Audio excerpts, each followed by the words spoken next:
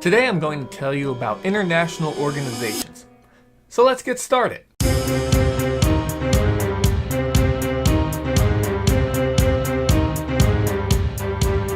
How's it going, everybody? Welcome to Virtual History 360. I'm Mr. Wade, and I'm here to help you understand history just a little bit better. And be sure to stick around until the end of the video to hear about the history of the symbol of the Red Cross. But before we get to that, we're going to talk about what an international organization is. The definition is probably a good place to start. Essentially, these are groups formed by multiple countries who send diplomats, or representatives, to meet and try to work out issues. There are two types of groups that I'm going to focus on. Those are governmental organizations and non-governmental organizations.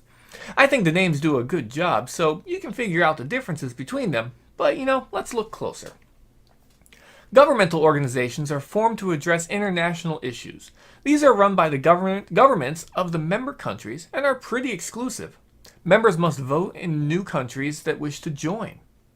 But once you're in, you have to follow the rules of the group or your country could be kicked out.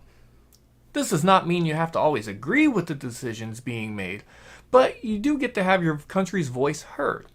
Some examples of governmental organizations are the United Nations, NATO, the World Trade Organization, and the World Health Organization.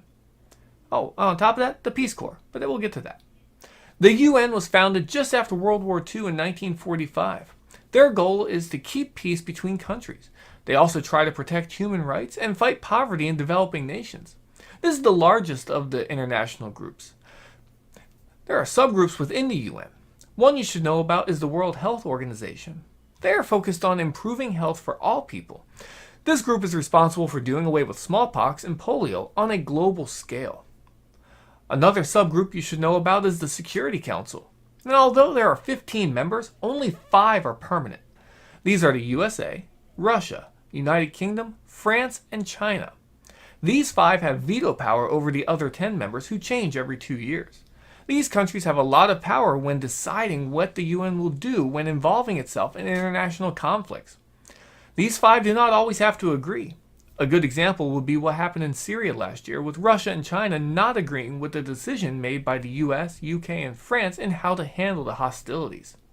Speaking of hostilities, the next group I want to talk about is NATO, or the North Atlantic Treaty Organization. This is a group of 28 nations in North America and Europe who have pledged to support and protect one another in times of war. Then there's the World Trade Organization, which is focused on advancing the economies of the 150 member countries. Their end goal is free trade between each and have received criticism for being single-minded and not worried about the environment at the cost of trade.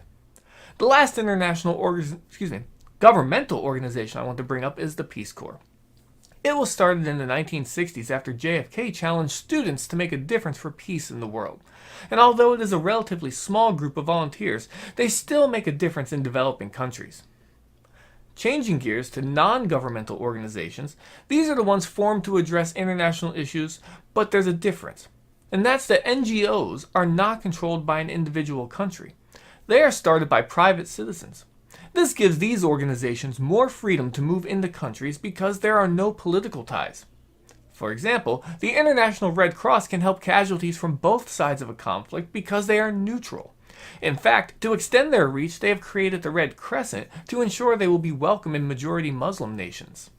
Other examples of NGOs are Amnesty International, Doctors Without Borders, and Oxfam International. These all work to make the world a better place by dealing with human rights, healthcare, and disaster relief. Now, for the symbol of the Red Cross. White background, red cross.